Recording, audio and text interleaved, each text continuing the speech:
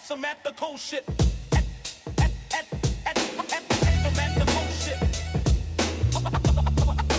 Ethical shit. That's some ethical shit. Welcome to the show. Today, we're talking about the Zuffa Boxing card. For the first card, it wasn't too bad. The production was kind of generic, but it's their first show, so they got to iron out the kinks. I think even Dana White himself said that he wasn't too proud of it. But when it comes to firsts of anything, it's never going to be perfect. It's never going to be what it's supposed to be. If you look at the first UFC event, it looks completely different than the 10th. Right? If you look at the first PBC event, it looks completely different, than the 20th. Same with anything. That goes for boxing, UFC. The first app, the first version of an app that you'll download, it's not going to be the same. It's not going to look the same as as version 1.0 or 2.0. So that's just how things go. So right off the bat, I would say Zuffa Boxing has a lot of controversy, and there's a lot of ways to look at it. Okay.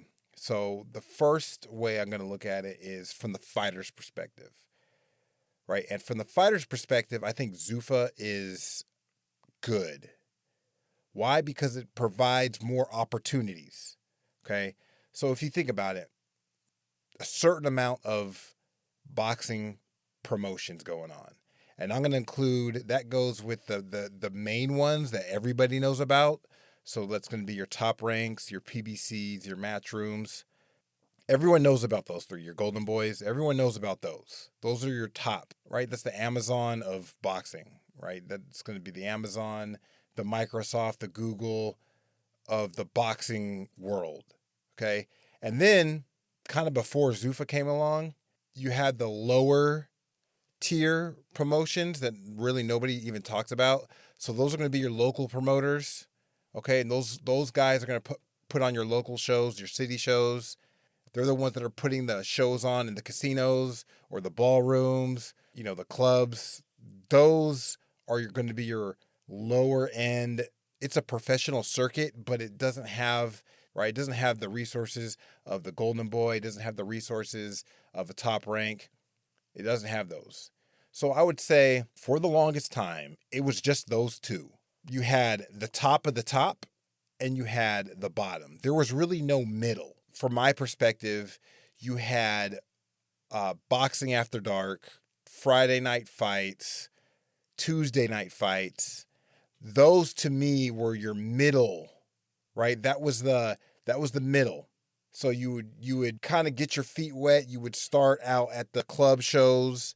You would start out at the fighting at the casinos.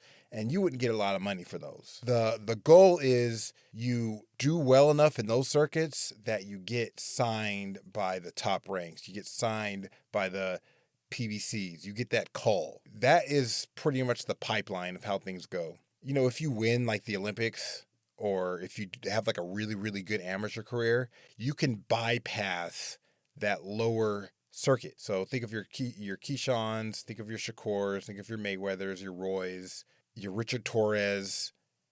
These guys had incredible amateur careers. They went to the Olympics, so they were fast tracked. They didn't have to deal with getting signed to a local promoter. They didn't have to deal with any of that. They went straight from amateurs, Olympics, right to getting signed with a major promoter. That's, you can count on your both hands how many people do that. For the vast majority of boxers, it's you have somewhat of a decent amateur career or a very short, limited amateur career. You turn pro and then you start fighting for very low, for chump change in the pro circuits, in the local circuits.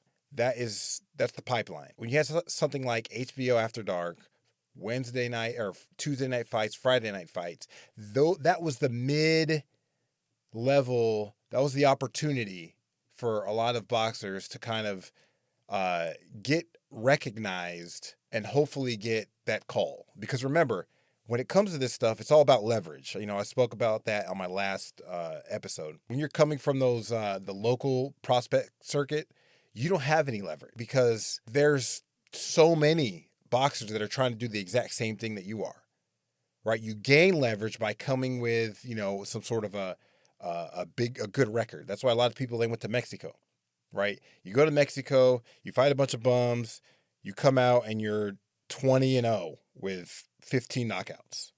Now that's leverage. That is enough to at least like get people interested in you. Because even if it like those wins weren't legitimate, like they don't care. Because you know why? They can market, well, this guy's 20-0 with 15 KOs. Right? Only like the boxing nerds are gonna go and like, well, where did he get those 15 KOs? Oh, he was in Mexico. He didn't fight anybody. Only like the hardcore boxing nerds are gonna kind of dig into that stuff. But the casuals, they're not. The casuals are gonna see, this guy's 20-0 with 15 knockouts. That's crazy. This guy's insane, right? And then that's when they start labeling people the boogeyman, right? He's been avoided for so long, when it's like he really hasn't been avoided. It's just that's how they're marketing him, right? So you get your opportunity, it's usually a bad deal, right? And the same sort of mentality, the same sort of deal and leverage thing, it goes on in every sort of industry, right? So in the music industry, think about it. If you were just like some SoundCloud rapper, right, and you want to get a record deal, it's going to be a bad deal because you have no leverage to negotiate a better deal. So you're just going to take what they give you, and it's usually going to be like a terrible deal. And on one hand, someone could say, well, it's like evil and it's predatory, but on the other hand, you can look at it from the record exec and the promoter's point of view and say that they're taking a risk on you. So they might like give you and spend a bunch of money on you, and there's a very small chance they're going to get that money back, right? Because you got to think about a lot of stuff. If you think about stuff in investing and getting it back, getting your return back, a lot of stuff makes a little bit more sense, right? It's not so much that record label is like an evil slave label. I mean, there's some of that going on, definitely. I'm not saying that doesn't happen, but if you look at it as far as like investing and getting your investment back, it kind of makes a little bit more like business and logical sense than like the whole moral, evil, good. It becomes less of an good, evil dichotomy and more of like, well, how can I get my money back? How can I get a return on my investment? It becomes more logical, a little bit more cold and calculating, which some people might say that in and of itself is evil. But if you look at it from like your point of view, let's say you had $25,000 and you had like people that were like, okay, invest in me, right? Are you just going to give someone $25K and then be okay, like that's $25K, like here you go, do what you want with it? No, you're going to be like, okay, I'm going to give you $25K, but I expect like a return on this. So at the very least, I expect $25K back. They're going to want like more than that, obviously, but at the very least, people are going to want to break even. So if you had your own money, because a lot of people don't think of it like that. I remember watching a video on the Breakfast Club, and I think it was Royce da 5'9". He was like, once he became sort of a record label owner, he started to really like shifted his perspective, and he started to see like, okay, you can't just, it's not charity, right? It's not charity, right? You are taking your money and you are investing it into an artist or into a boxer in hopes that you're going to get that back, right? That you're going to invest in that person. They're going to become a star and they're going to just give you like millions of dollars, you're going to make millions of dollars back, right? You're going to invest like, let's say, I don't know, $100K to build a fighter, right? To sign him, you might have to pay for his meals. You might have to pay, subsidize his rent. I'm just throwing stuff out there. Sometimes that doesn't, it's going to depend, right, on the boxer, right? But you might have to do that. Or you don't subsidize his rent. They have to work 9 to 5, but you were like paying for plane tickets. You might be paying, plane tickets. You're paying for media. You're paying for all this stuff for the fighter. Okay. And so you're like, okay, I want this fighter to become a star, because when they become a star, then they get all these deals and you get like a piece of that. Right. A lot of people are like, well, the artist or the fighter, the boxer, right? They're the ones that are making this money. They're the ones that are doing this. And that's true. But how did they get there at the beginning? How were they put in those positions? Who put them in those positions? Right? I'm not trying to debate the morality of this stuff, because I can go on for like 5 or 6 or 10 episodes about breaking down business deals and business decisions. Right? I can go on forever about that.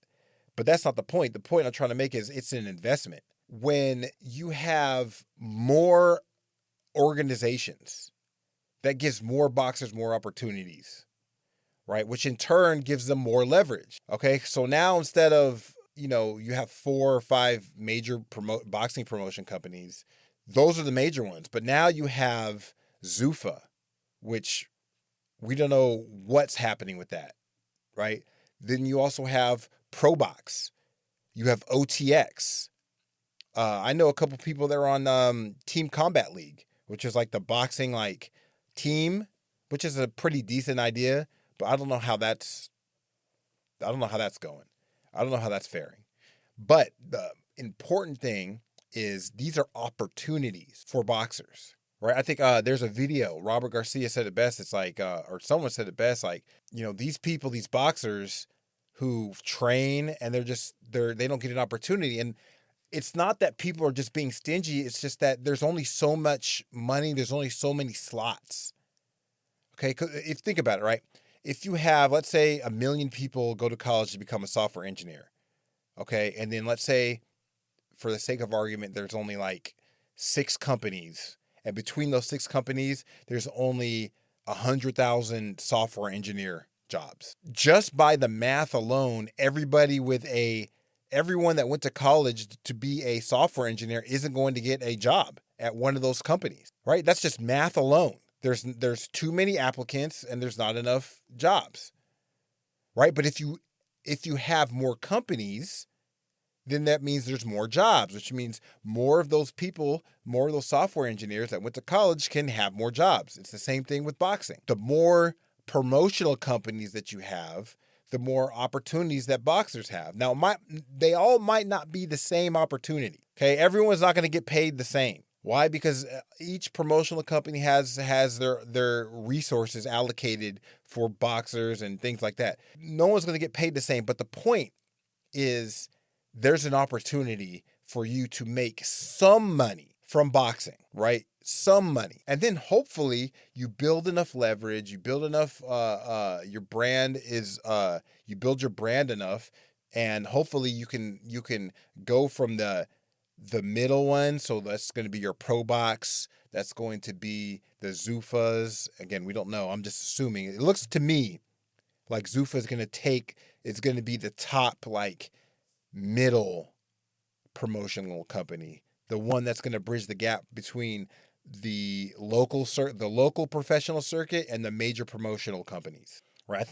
I think Zuffa is going to be like the top of those. Okay, but they look to try to be carving their own lane. But either way, I think so you have more. So hopefully what a boxer can do is get your leverage, get your brand big enough, and you can go from the bottom to the middle and to the top.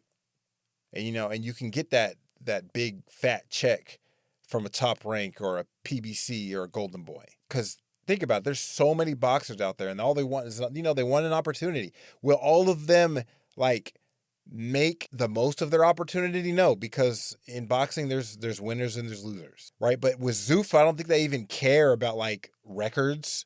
Just like the UFC, they don't care about your losses.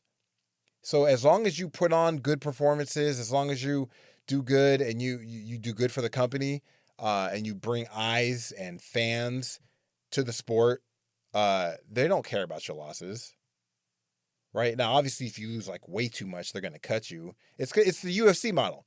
Anyone that's familiar with the UFC model, there's people with 10 losses that get title shots.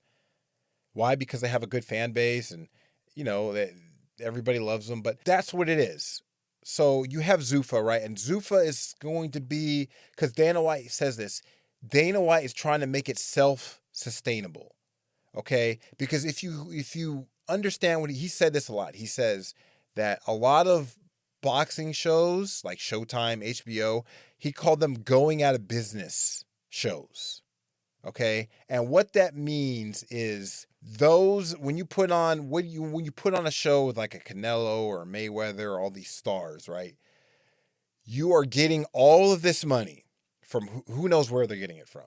I don't know where they're getting from. Some of it's from ticket sales. Some of it is from who knows where. I don't know. But they're getting all this money.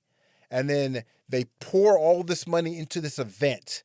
But it doesn't go back, or not enough of it goes back into the ecosystem, right? That is what Dana White is saying. Now, whether or not it's true, I would say that is the big picture. That's his big picture argument. Okay. Now, what he wants to do is he wants to create an ecosystem where the money goes back into Zuffa Boxing.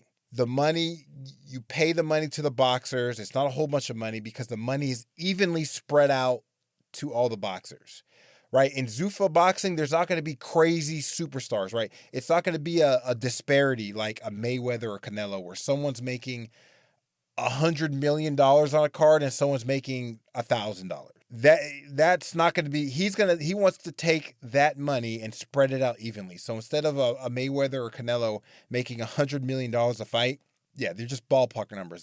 These are just numbers for you to just understand the concept of what I'm saying. Instead of a boxer like Canelo or Floyd making $100 million a fight, it's spread out evenly. So now instead of making $100 million, let's say he just makes like $3 million. But then now instead of the one guy making at the bottom of the card making $1,000, he's gonna make $80,000, right? Each of the, and the other guy's gonna make $100,000, right? So it's like the champion and the star, they get the most because they should, but they don't get that much, right? And what this does is it's supposed to create and make everybody happy.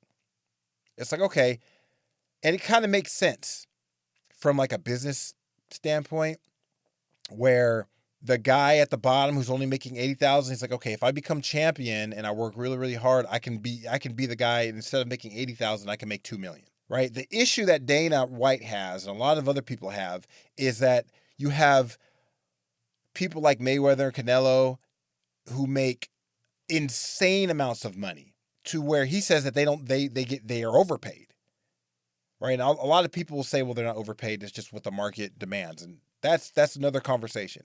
But again, I'm just going by this is his argument. This is his logic. They're overpaid. So when you have someone that's overpaid, you have other people who are like, wait a minute, they're getting this much money. How come I can't get that much money? I'm a champion. He's a champion. What's going on? And Dana's trying to explain like, well, that's a going out of business sell. He's like, the boxers are being selfish. They don't care about the sport. They don't care about the organization. They just care about themselves. And again, there's nothing wrong with that. But in Dana White's eyes, he's like, they're being selfish. They don't care about the company. They don't care about the sport. They don't care about growing something that's sustainable. Maybe 15 years down the road, like more people can get even more money because this thing has grown. But the UFC fighters and the boxers, they're not thinking like that. They're thinking now, like, I want that much money right now because I don't care about 15 years from now. I'm not even going to be part of this organization, right? They're thinking about it from their own perspective, and they're not wrong. Nobody in this situation is wrong. The problem is it's a market thing, right? It's a market thing. So Dana is trying to tell somebody like, no, look at it from my point of view. But the other guy is like, no, look at it from my point of view. And they're both correct. They're both right. The fighter here and now is risking his life, his livelihood, his brain power, everything. He's risking it all. And he's like, I want to get paid as much as that guy. And Dana White's like, well, no, because they're being overpaid. And the boxer who, again, and the fighter and the MMA fighter and the UFC guy is looking and he's like, how are they getting overpaid? They're doing the same thing I'm doing. They're doing the same thing I'm doing. So it's like different perspectives. So Dana White has to try to explain like, okay, I'm trying to grow like a business here. But the fighter's like, I don't want to hear that.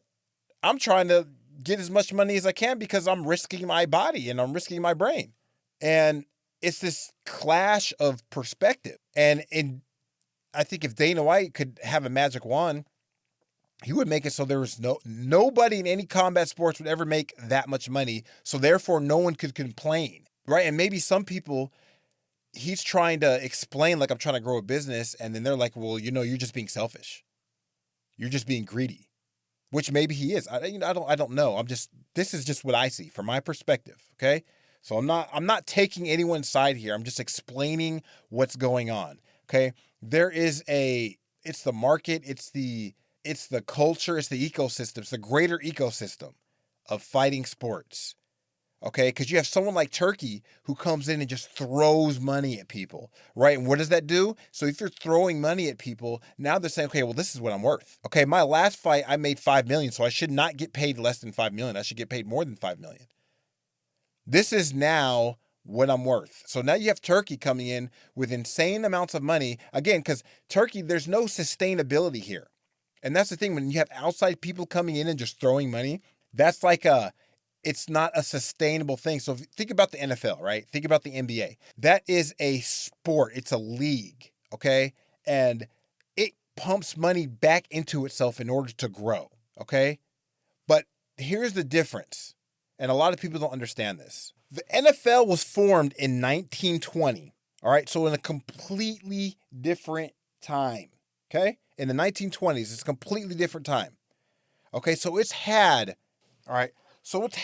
a literal century, okay? 106 years from 1920 till 2026. So a literal century to make money, lose money, figure out the right formula, and then just reinvest in itself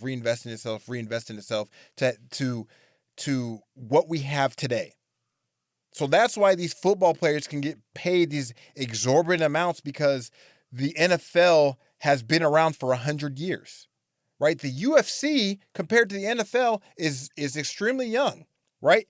The UFC was formed in 1993, okay? Which means it's 33 years old. So the NFL has had a 70-year head start on the UFC, okay? And I'm going to bring this back to boxing in a second, okay? So people are complaining about fighter pay, but the UFC is still in its early stages. Okay, so here's an interesting fact, okay? In the 1950s, so that's going to be 30 years after the NFL was formed, the players didn't make very much. And in fact, a lot of them had to work second jobs. Okay, now if you compare that to UFC, which is in its 33rd year, what's happening? A lot of fighters have to work second jobs. I don't think that is a case of Dana White being greedy, and maybe it is. I don't know, but I don't think it is in this case.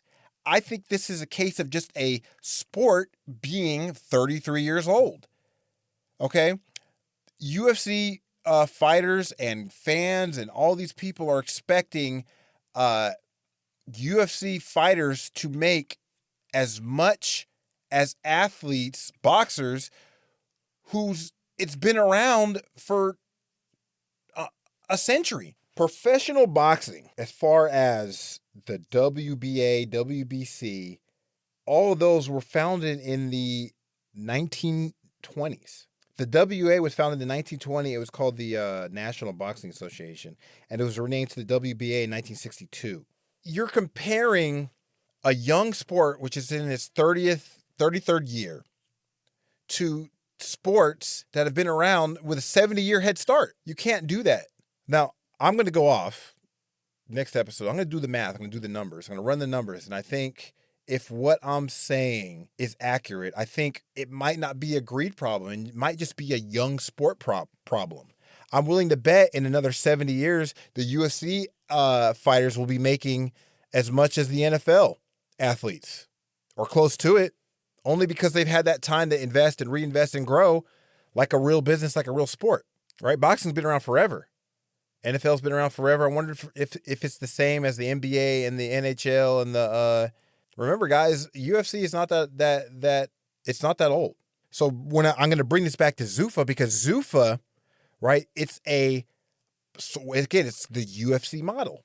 So the UFC model. So we're going to see what this is, because again, they have to make the money, reinvest, and grow the organization, grow the sport, just like the NFL, just like the NBA, just like all of that. But here's the difference. Boxing has been around since the 20s, so they are entering boxing. They're not creating a new sport like they did with the UFC. So does this mean that they can kind of accelerate the timeline a little bit? I don't know. That remains to be seen.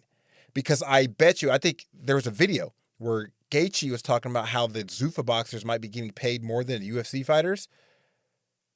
And again, people are saying, well, it's unfair and greedy this and greedy that. And we don't know how much Turkey is subsidizing any of this stuff. I don't know.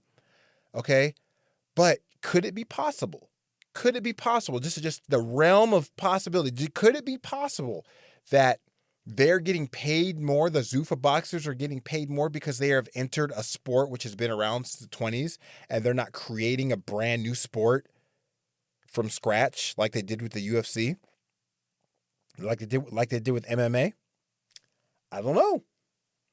Food for thought, right? But that is what Zuffa represents, I think. And again, as far as from the boxer's perspective, I think it's great. It's more opportunities, and it's always good when more boxers have more opportunities, because then we can see more talent. More people can have an opportunity to do the stuff that they love and get paid for it.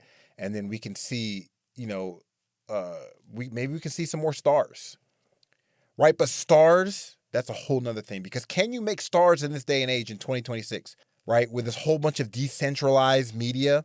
It was easy to make stars back in the 90s and the early 2000s because there wasn't so many platforms, right? It was just, you had your TV stations, but like the media, you had radio stations, right? You just go to the radio station. You had the major TV shows that people watched. It was easy to kind of cross over because you can just have someone like Michael Jordan come and show up on a show that everybody watch, right? So would you have, you might have Evander Holyfield show up on the Fresh Prince, right? Who's watching the Fresh Prince? Half of America is watching Fresh Prince. Why? Because we only have a set amount of shows. There's only a set amount of time slots on every single TV channel.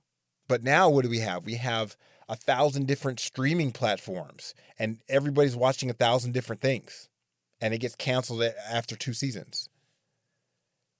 Right? Do we have a Cosby Show, Fresh Prince that goes for 6 or 7 seasons, and not 7 seasons as far as 8 episodes, 30 episodes, 40 episodes for 7 seasons? Do we have that? A Martin? I'm just speaking from Black cinema because that's what I grew up with. It was easy to have those guest stars. And then it's like, okay, that guy was on my favorite show, and now guess what? He's playing in the NBA. Roy Jones was on The Matrix, bro. He was on The Matrix. He made rap albums, right? He made rap albums. Like, Roy was the biggest boxing star, but it was easier to do that because everything was a little bit more consolidated back then. Right? So can you make stars today? Once Canelo is gone, are there stars anymore? And the question is, do these promotional companies even want stars? Right? I saw a video, I read something where it was like Dana White kind of regretted the whole Conor McGregor situation because it made him a star. And what happens? The star becomes bigger than the sport. And now when Conor doesn't want to fight, well, now the whole organization suffers. Right? So it's like, okay, you have the Alex Pereiras, right? And he might rise for a little bit, and you throw a little bit of promotion behind him, but not as much as they would have like a Conor back in the day. Not as much, because why? You don't want him to get too big. You don't want him to get bigger than the organization.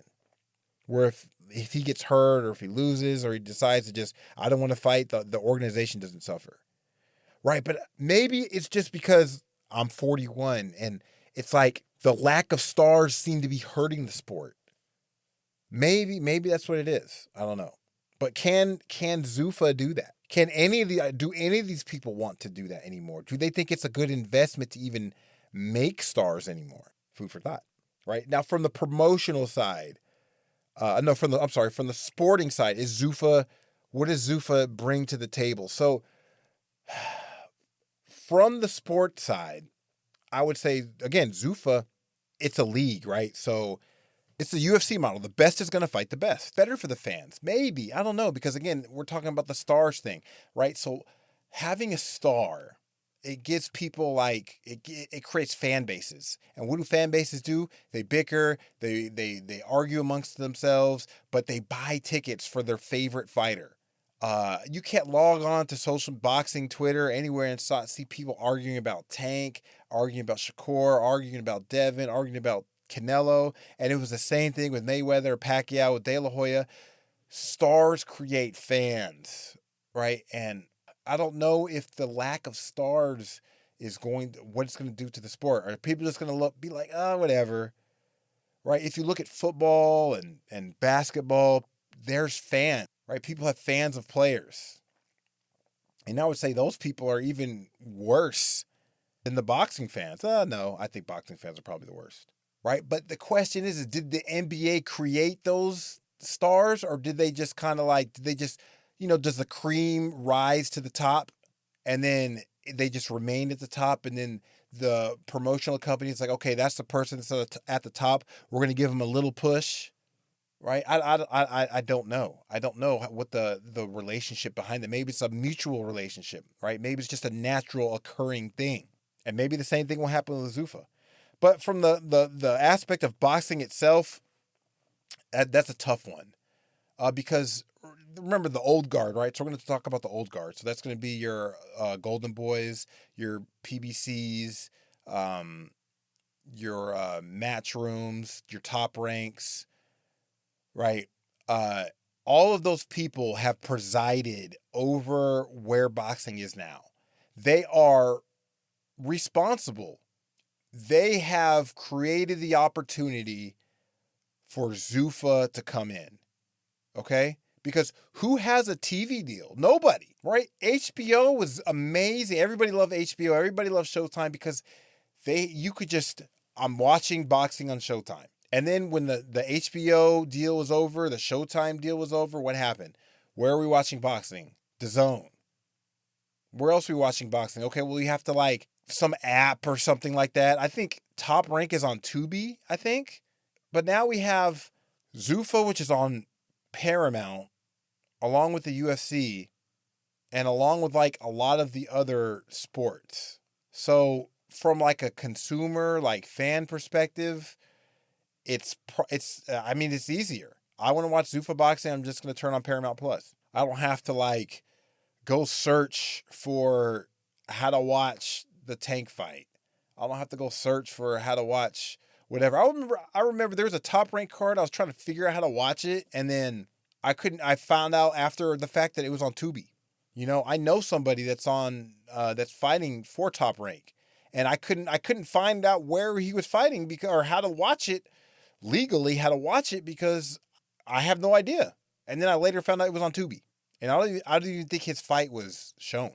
But where are the TV deals at for these people? Where are the TV deals at? Where are the network deals, right? Because people don't want to pay for another subscription. Oh, well, Top Rank's going to have their own app, or Golden Boy's going to have their own app. Who wants to pay for another subscription? I don't, right? I don't. So, again, the old guard, they're responsible for this. For not getting the fights made, right? And I think, but it's not just the promoters. It's the fighters that don't, it's the fighters too. It's the fighters, it's the managers, it's the promoters. All of these people are responsible for where we're at today. The fans want to see the best fight the best, and not too late. Obviously, it doesn't have to be exactly when they demand it, but at some point in their primes, we want to see the best fight the best. Shakur and Tio, this is a great time. This is a perfect time for them to be fighting. It's not too late. It's not too early.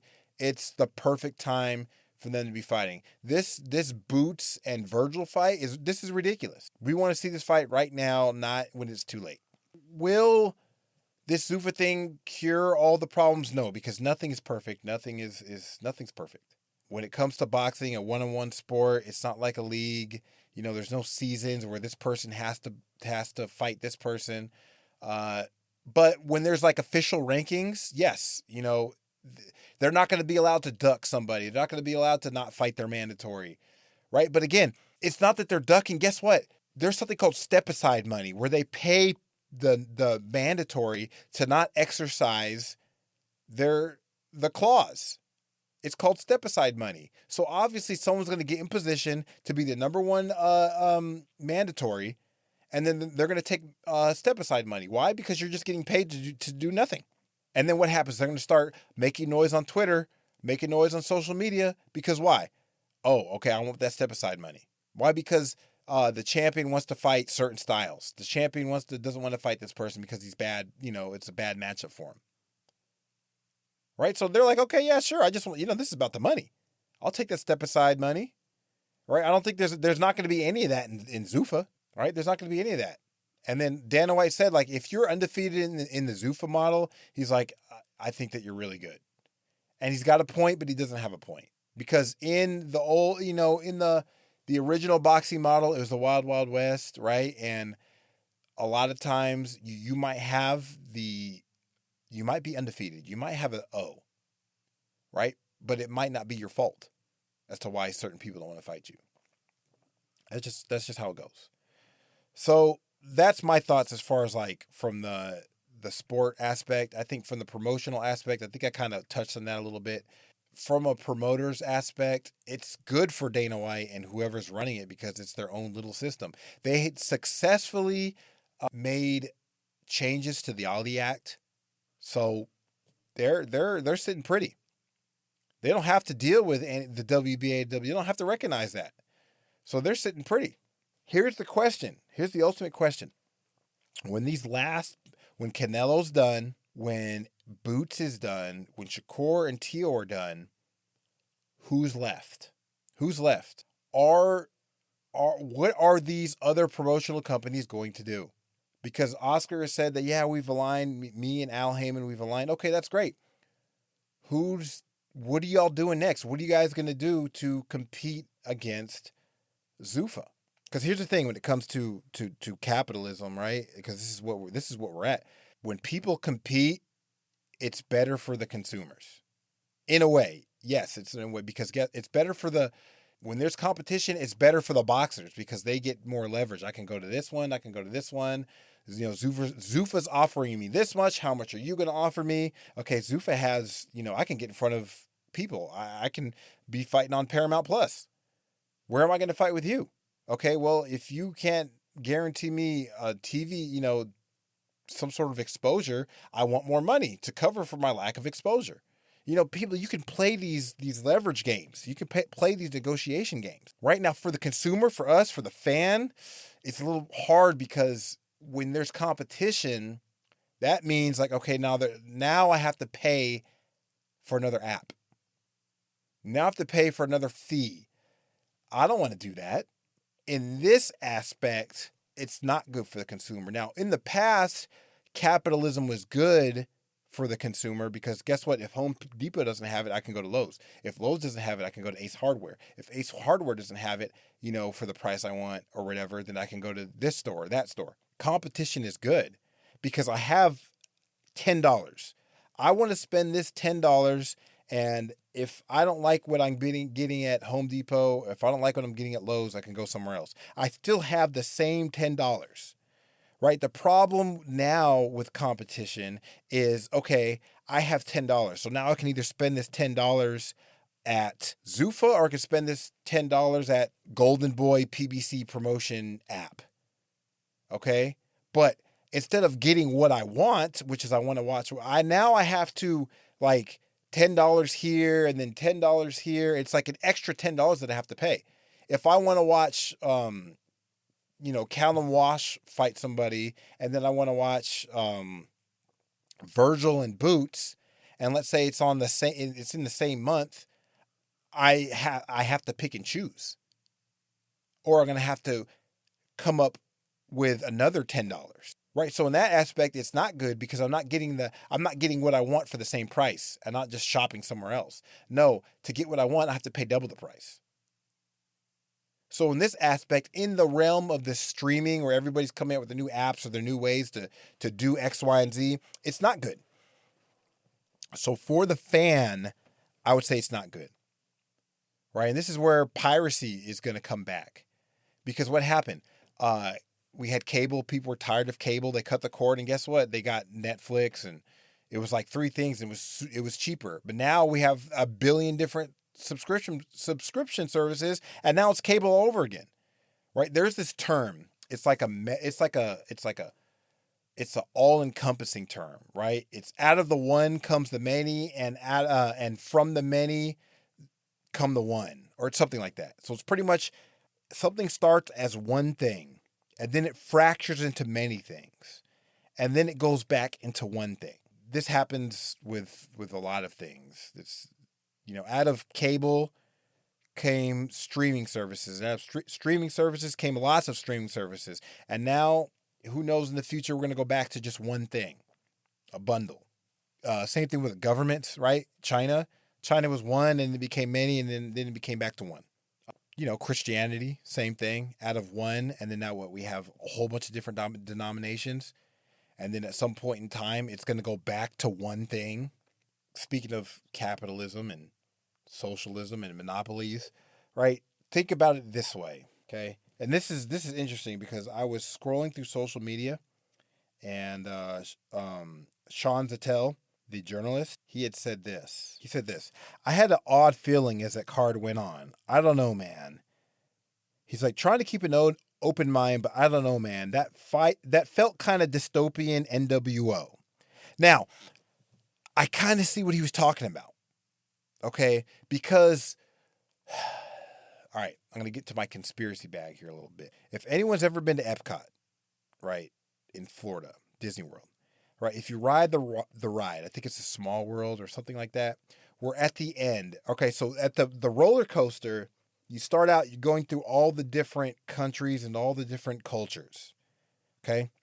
And then at the end, everybody is like this white, gray, and they're all together. There's no more cultures. Everyone's all together, and they're singing, "It's a small world after all." Right? It's that weird, it's a very weird, New World Order dystopian type of feeling where it's like there was no distinction. Right? Everyone was this white, gray color. I think the walls were like white and gray, and everyone was doing the same dance, and they were singing the same song. Right? It felt very corporate and dystopian. And dystopian I mean think about how 1984 is, right? Where everyone's under one world, one thing, one government, one society, one culture. Right? There's not going to be any difference. Fahrenheit 451, right? No one is different. Everyone is the same. The coloring and I would say the genericness of it, I see what he's saying. He's on to something, right? He can't articulate it because I think it's a feeling. It's a feeling. It's something that it's very difficult to express into words. And a lot of people are going to be like, "Oh, it's just a conspiracy. You have no idea what you're talking about. You're crazy." And that's fine. But I know what he was saying because I kind of felt the same way. He's not wrong. It's like, okay, think about UFC. If anyone ever saw a UFC No Shade where they were in the sphere, everything is very colorful, and there's it's like a culture, and it's very vibrant, and it's got personality. Okay. And then you go to Zuffa, and it's very corporate, where it's everything is very safe. Okay. So for instance, I'll give you another example. I went to go to Capitol building to speak about a bill that I don't want. It's a terrible bill. Right. So I went, and I was dressed in a hoodie and some khakis, and everyone there, everybody else, literally every single person was dressed in a suit or very, very dressed up in a suit or something very close to a suit. Okay. So everyone looked the same, and they all spoke in the same tone. They all spoke in the same, almost the same cadence. And they were given stats, and nobody was speaking with any sort of passion, or nobody was speaking with any sort of conviction. Everyone was being very safe, being very bureaucratic, right? Being very corporate, and it's like it's generic, and it kind of the Zuffa production reminded me of that, which in turn reminds me of the roller coaster, the ride in Epcot, right? Where it's everyone is the same, everyone sounds the same, everyone's talking the same way, they're presenting views the same way, right? And then I come in there and I'm not dressed like anybody and I'm not talking like anybody, and I say something that I think it's pretty, I don't know, it wasn't like wild, but it was like it threw some people off, right? And it's just it's very stale and safe and just like I don't know, I don't have the words for it. But he's not wrong. I definitely got that sense too. Because when you go to Top Rank, when you go to PBC, there is a different type of feeling than I felt when I saw the Zuffa card. Now, keep in mind, it was their first card, so I'm not going to hold it against them, but I don't think Sean was wrong here. So How Boxing Works. Shout out to How Boxing Works. Great dude. This dude, he's everywhere, right? He's everywhere. Go look up his story it's on Twitter. It's about how he met her, the singer. It's hilarious. But he says Robert Garcia has the best stable in boxing right now. And I agree with that 1,000%. I agree with that 1,000%. Robert Garcia has killers, man. Especially Bam, bro, Bam. But I want to say this. Is Robert Garcia, does he have the best stable because he has like the most fighters? He says he has 30 plus fighters. That's hella fighters. Right now, if you have that many fighters, think about all the fighters that come to his gym, which is going to be more than 30, right? So he's going to take his pick of all the people that go to the gym. He's going to pick the best ones. And then, or of those, he's going to even like select the best ones even more. So he has the opportunity because he has such a huge selection. I imagine he probably has like 100 people at that gym every single day. Now, does he work with 100 of them? Absolutely not. But I bet you that he's like in and out and he's like, oh man, who's that kid? Okay. And then he's like, let me go, let me take you under my wing. He probably has a whole bunch of other assistant coaches that help, that are part of the gym. But he himself, I think he has like tons of people. So he has the opportunity to be like, okay, yeah, you. Versus like a lot of other trainers don't have like that many people to choose from. So it's a numbers game, I think. And I'm not saying that he's a phenomenal coach. He's got phenomenal fighters. It's just, I think that it's mostly due to numbers, location. He is a Mexican trainer, teaches the Mexican style in California where there's a lot of Mexicans. Like, it's a recipe. Like, the dude's like, he's got everything. So obviously it's going to be a revolving door around there. It's like, okay, he can have so many people and he's got the opportunity to pick, right? Versus other trainers who are like, maybe there's some trainers in Vegas and now you have to like fight for different boxers. You might get one or two, right? But not 30. How many people are in Robert Garcia's gym? Let's look it up. Yeah, I can't find. Look, that's going to be another episode. He's not wrong. I just think there's more to it. I just think it's a numbers thing. He's a skilled trainer. Okay. He's got a pound for pound great in Bam. I also think that it's a numbers and location, and he has the opportunity to pick and choose from like endless amount of a revolving door of boxers. I think that has a lot to do with it. But I'm not going to take away from his skill or his results. You cannot. Here's the video. Right? So apparently Justin Gaethje confronts Daniel Cormier for saying that fighters will get paid more after the Paramount deal. So again, remember, the UFC is 33 years old, right? As they grow and reinvest in their sport, the fighters are going to get paid more. Because that's what has to happen for something to grow. And in order for the athletes to get paid more money, the company has to grow more. So there's going to be more of these deals and more of these restructures and investments and all this stuff. And I would say in probably the next 20, 30 years, UFC athletes are going to get paid what the NFL and the NBA athletes are getting paid today. I don't think they're ever going to catch up to like the other sports because the UFC is just young. Like the other sports had like a 70-year head start.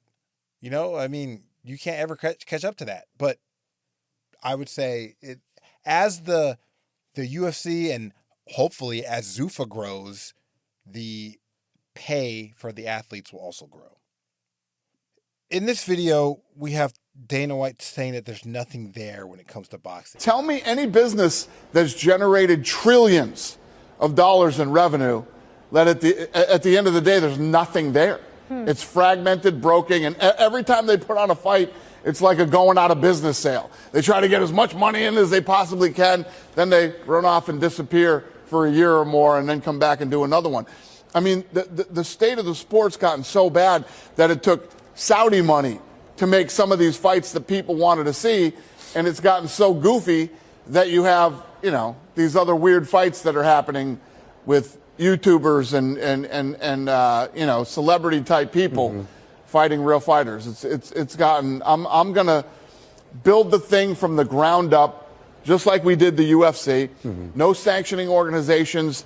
There aren't 5 different champions in each weight class, and we will have our own belts, just like the UFC. Okay. How he words that, it depends. Okay, it depends on how you, because you could say like, well, there's nothing there. Like, what are you talking about? Like, there's been boxers that have made millions and millions and millions of dollars. Like, what do you mean there's nothing there? There's Canelo, Manny Pacquiao, Floyd Mayweather. They have changed their lives. But I don't think that's what he means when he says there's nothing there. What he means is there's nothing to point to, right? Where is Showtime? Where is HBO? Where is Golden Boy and PBC and Top Rank? Where are they? What are they doing? Where are their fights being shown? Do they have some sort of league? What do they have? They have a company, right? But what is that company? You know, it's like, I think that's what he's saying, right? He's trying to say that there's nothing there, as in like Zuffa Boxing has its own league, its own rankings, its own belts. They've changed the Muhammad Ali Act. Like, they've done tangible things beyond making some fighters millionaires, maybe? I don't know. It's like, it depends on what he means, because Bob Arum has promoted legendary fights. What do you mean there's nothing there? But it depends on what he means by the word there. And I think he's just talking about like something of substance, something to point to, not just like, oh, you're just a promotional company. Like, what do you have? You know, I think it's kind of silly. It's like, it makes sense, but it doesn't, because Top Rank has been around forever. You know, Showtime was around forever. A lot of these companies, they're around forever. Businesses, they come and then they're over. They're born and then they die. Right? That's how businesses work. Businesses open and then they close. They succeed and then they fail. So to say that there's nothing there, it's like, I know what he means, but he's not giving them credit for what is there.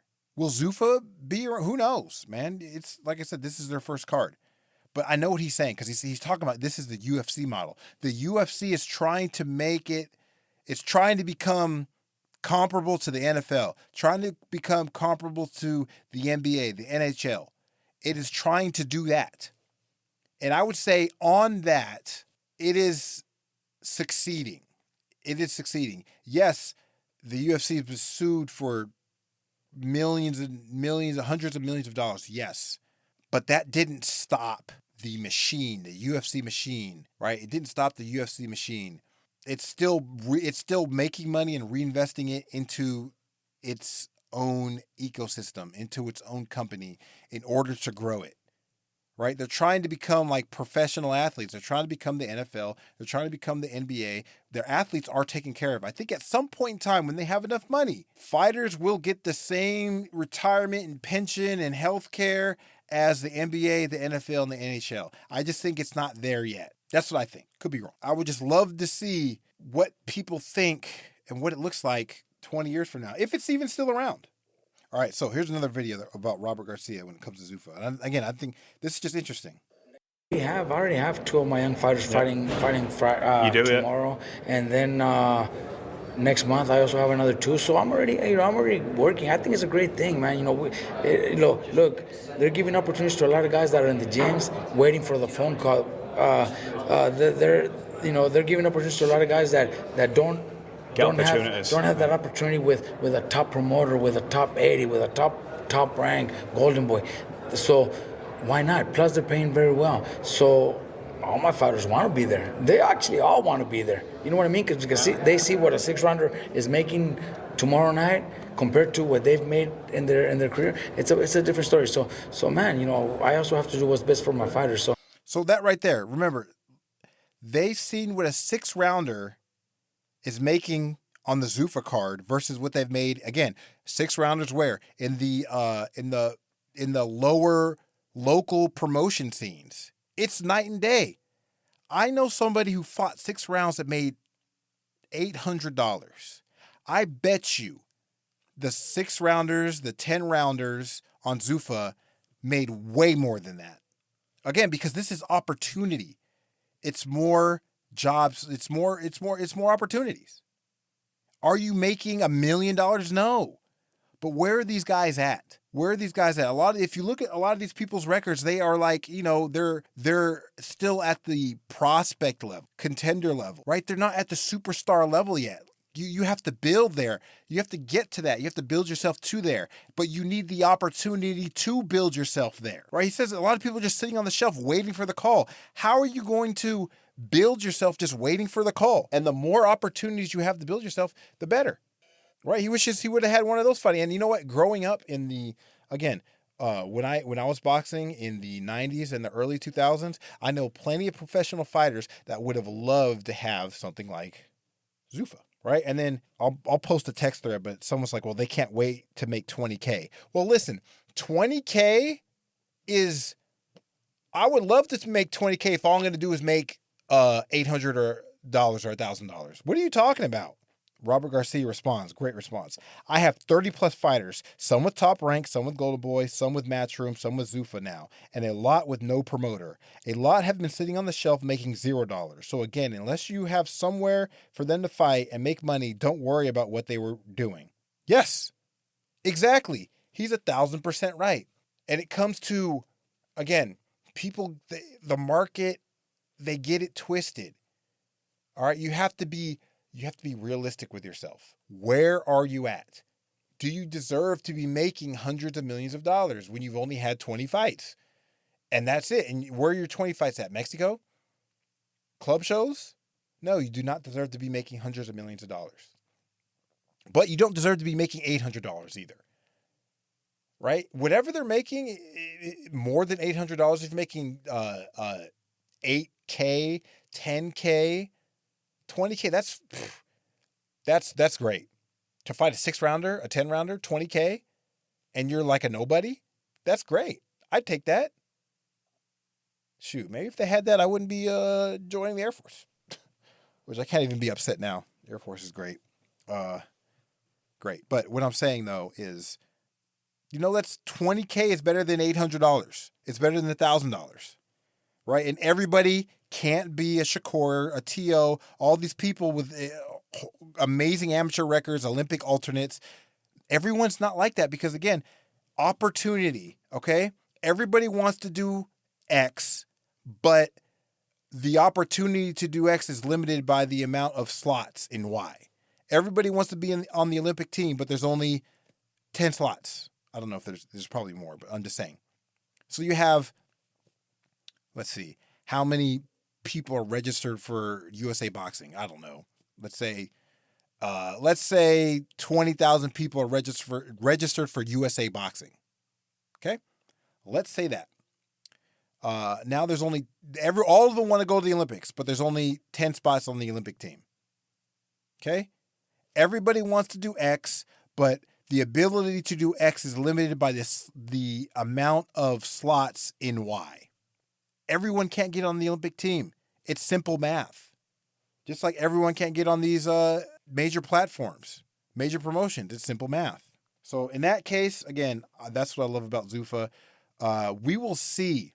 It remains to be seen what it's going to do.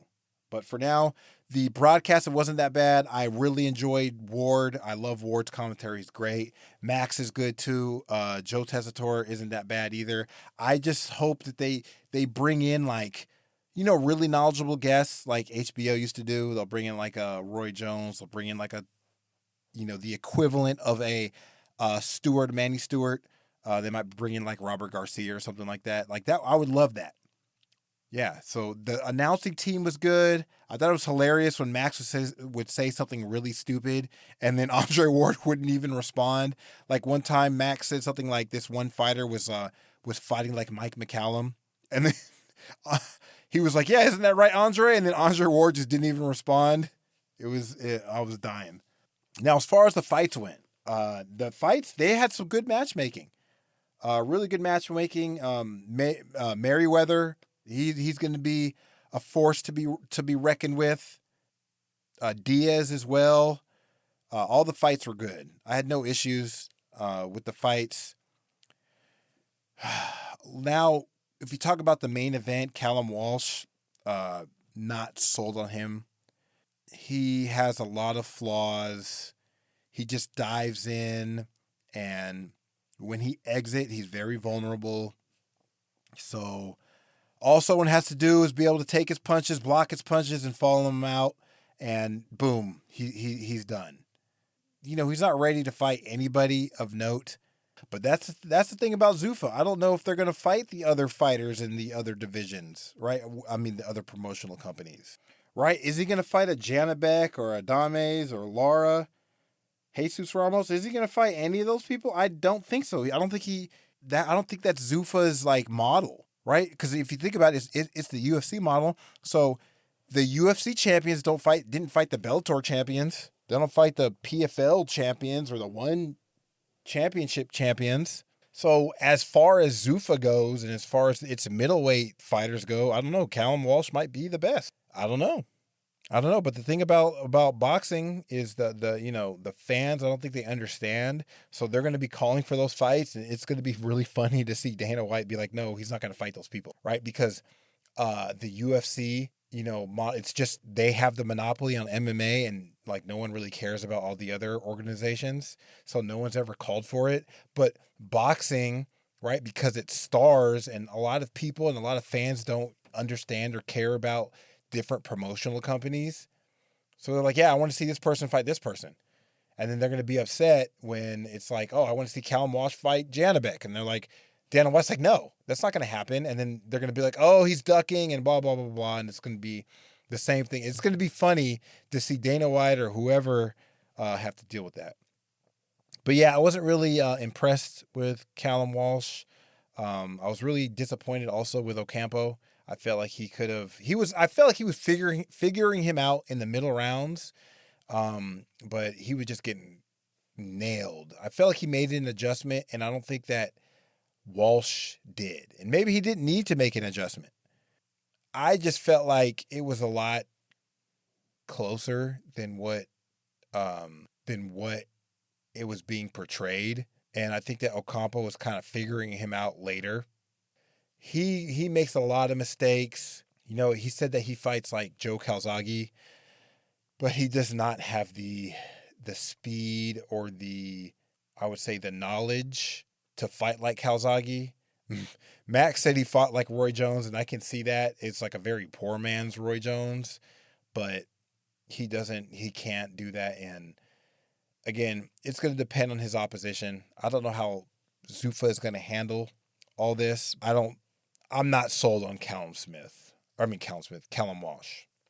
He's fun. He's fun to watch, but coming from I'm a hardcore boxing fan. I'm not sold on him at all.